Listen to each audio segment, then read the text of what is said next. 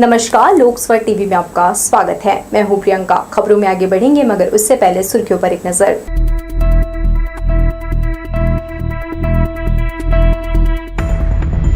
कुर्बानी का प्रतीक पर्व ईद उल अजहा सौहार्द से मनाया। ईदगाह में जुटे मुस्लिम समुदाय ने अमन चैन की दुआ मांगी। बिलासपुर सांसद तोखन साहू केंद्रीय राज्य मंत्री बनकर लौटे। कार्यकर्ताओं और शहरवासियों ने किया आत्मीय स्वागत। नक्षत्रों की कृपा से छत्तीसगढ़ पर खूब बरसेंगे मेघ। वैज्ञानिकों और ज्योतिष का एक मत, किसानों के लिए शुभ संकेत। और बारिश की दस्तक ने बंद किए एटीआर के गेट। ठंड का मौसम लौटाया जंगल सफारी का आनंद। तो ये थी सुर्खियां, अब खबरें विस्तार से। देश भर में सोमवार को ईद उल अजहा यानी बकरीद का त्योहार उत्साह से मनाया गया। ईद उल फितर के बाद इसे मुस्लिम समुदाय का दूसरा सबसे प्रमुख त्योहार माना जाता है। सुबह से शहर के प्रमुख मस्जिदों में विशेष नमाज अदा कर अमन चैन के लिए दुआ मांगी और गले मिलकर एक दूसरे को मुबारकबाद दी। मुसलमानों का प्रमुख त्योहार और हजरत इब्राहिम की कुर्बानी का प्रतीक ईद ए अजहा समाज ने अकीदत से मनाया। सोमवार सुबह ईदगाह मैदान में मुस्लिम पुरुषों ने सामूहिक रूप से ईद अल अजहा की नमाज पढ़ी। कुर्बानी का यह पर्व प्रदेश की तरक्की और अमन की दुआ के साथ मनाया गया। मुस्लिम धर्मावलंबियों ने कहा, नेकी और धर्म की राह में अजीज का बलिदान करने ये पर्व उन्हें प्रेरणा देता है। गले लगकर सभी ने एक दूसरे को बधाई दी। यह त्योहार एक पैगंबर इब्राहिम अलैहिस्सलाम को रब्बुल आलमीन ने जब अपने बच्चे की कुर्बानी करने का हुक्म दिया तो उन्होंने अपने बच्चे इस्माइल की कुर्बानी की। खुदा का फजल ऐसा हुआ कि वो बच्चे के जगह में जानवर कटा हुआ था। तो इब्राहिम अलैहिस्सलाम की इस कुर्बानी की याद में ईद उल अजहा का त्यौहार मनाया जाता है। ईदगाह में सुबह 7 बजे नमाज थी और नमाज हर मस्जिदों में 8 बजे से ईद की नमाज अदा की गई है। नमाज अदा करने पहुंचे समाज के लोगों से शहर की सभी मस्जिदों में रौनक थी। मुसलमानों ने पर्व पर विशेष नमाज अदा कर खुदा से रहमतों की दुआ मांगी। इब्राहिम की सुन्नत और कुर्बानी की यह परंपरा सदियों पुरानी है। इस खास मौके पर कब्रिस्तान पहुंचकर परिवार के दिवंगत सदस्यों को याद किया। गले मिलकर पर्व की एक दूसरे को बधाई देने का ये सिलसिला सारा दिन चला। कैमरामैन सतीश साहू, प्रदीप भोई के साथ दिलीप जगवानी, लोकस्वर टीवी, बिलासपुर। अलग अलग जोन में अधोसंरचना कार्य के कारण अधिकांश ट्रेनें रद्द कर दी गई हैं। बाकी ट्रेनें दौड़ने के बजाय रेंग रही है। इस स्टेशन में यात्रियों को 3 से 5 घंटे तक इंतजार करना पड़ रहा है। रेल प्रशासन की इस व्यवस्था से यात्री साल भर से परेशान हैं। साल भर हो गया यात्री ट्रेनों की लेट लतीफी से खासे परेशान है। रेल प्रशासन हर बार एक ही जवाब देता है कि भारतीय रेलवे के अलग अलग जोन में अधोसंरचना से जुड़े कार्यों को पूरा किया जा रहा है। इसी क्रम में बिलासपुर स्टेशन से छूटने और गुजरने वाली 60 से अधिक ट्रेनों को जुलाई तक अलग अलग तारीख में रद्द कर दिया है। सोमवार को बिलासपुर इंदौर नर्मदा एक्सप्रेस, बिलासपुर रीवा एक्सप्रेस और बिलासपुर भोपाल पैसेंजर जैसी महत्वपूर्ण ट्रेनों के पहिए थमे रहे। यह बिलासपुर से छूटने वाली ट्रेनें हैं। यहां से गुजरने वाली कई ट्रेनें रद्द रही। इसके बावजूद रेलवे स्टेशन में यात्रियों की भीड़ रही। वजह थी कि कोई भी ट्रेन उपलब्ध हो तो गंतव्य तक पहुंचा जा सके, लेकिन यात्रियों को ट्रेन की सुविधा मिलने में 3 से 5 घंटे इंतजार करना पड़ा। दरअसल उधमपुर से शालीमार जाने वाली ट्रेन 4 घंटे विलंब से यहां पहुंची।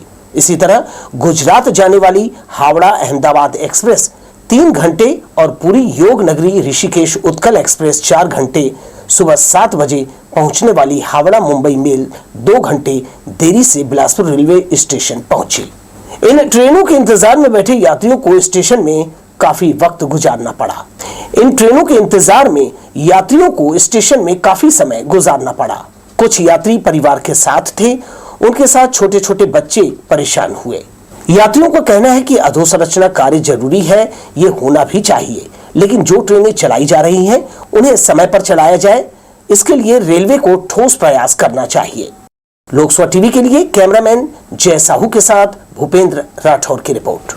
जोनल स्टेशन में अधिकार क्षेत्र से बाहर जाकर स्टैंड संचालक अवैध वसूली कर रहा है। नो पार्किंग में खड़ी गाड़ियों में पहले चैन लगा दिया जाता है, फिर उसके बाद मन मुताबिक वसूली कर वाहन छोड़ा जाता है। इसके कारण स्टेशन आने वाले वाहन चालकों को बेवजह परेशानी का सामना करना पड़ रहा है। कुछ समय पहले रेल प्रशासन ने इस पर सख्ती दिखाई थी और अवैध वसूली पर रोक लग गई, लेकिन स्टैंड ठेकेदार के कर्मचारी फिर से सक्रिय हो गए हैं और यहाँ आने वाले लोगों को परेशान कर उनसे तय शुल्क से ज्यादा रुपए वसूल रहे हैं। वसूली का एक वीडियो भी सामने आया है, जिसमें एक बाइक मालिक ने बताया कि स्टैंड कर्मचारी 500 रुपए की मांग कर रहे थे। रेल अफसरों की नाक के नीचे स्टैंड कर्मचारी नियमों को तोड़कर जबरिया वसूली कर रहे हैं। इसके बावजूद रेलवे या आरपीएफ की ओर से स्टैंड संचालक पर सख्ती नहीं बरती जा रही है। 2 मिनट के लिए फिर वहाँ यहाँ से जहाँ रखने नहीं चाहिए वहाँ पर नहीं रखें, फिर भी ये लोग जिस जगह पर रखे हैं वहाँ पर भी चैन लगा दिए हैं। ये गलत है भैया, वहाँ पर चैन लगाना और जुर्माना मांगना।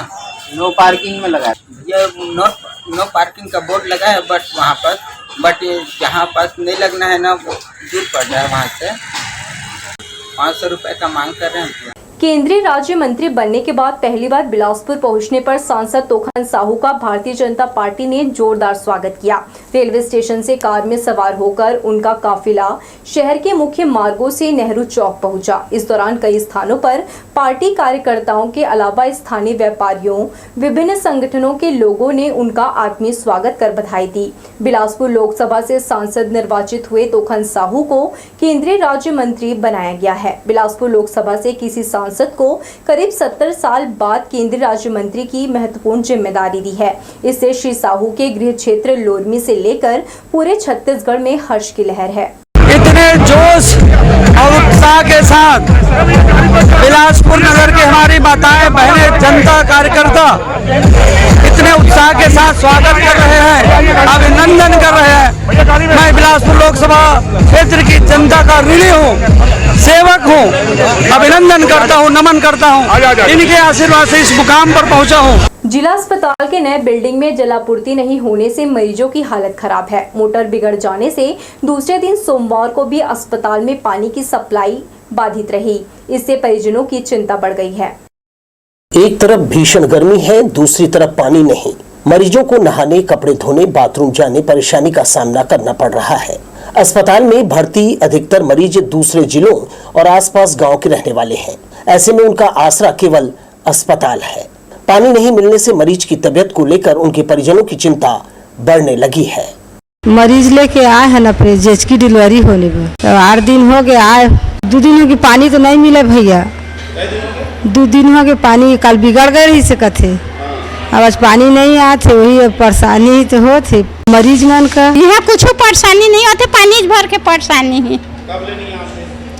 कालियो नहीं आते 2 बजे ऐसे अब यदि आज आबे नहीं करे है अभी पानी,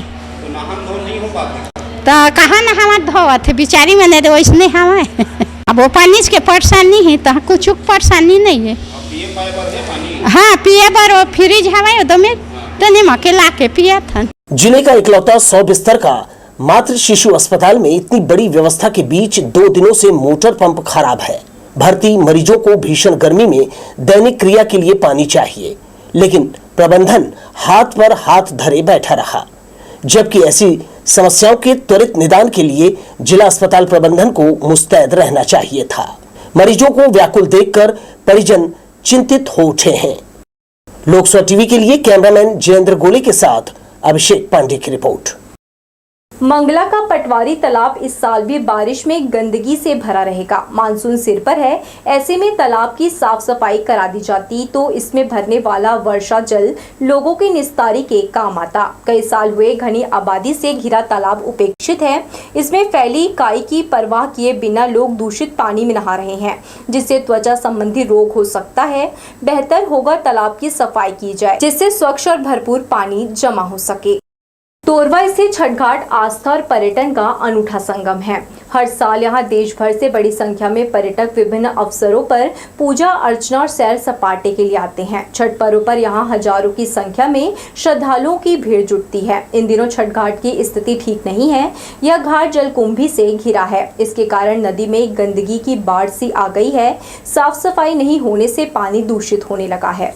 प्रदेश वासियों के लिए अच्छी खबर है कि इस साल भरपूर बारिश होगी। इस विषय पर अपनी सटीक गणना से वैज्ञानिक और ज्योतिषाचार्य भी एकमत हैं। मानसून को लेकर नक्षत्रों की चाल कैसी रहेगी, जानते हैं इस खास रिपोर्ट में।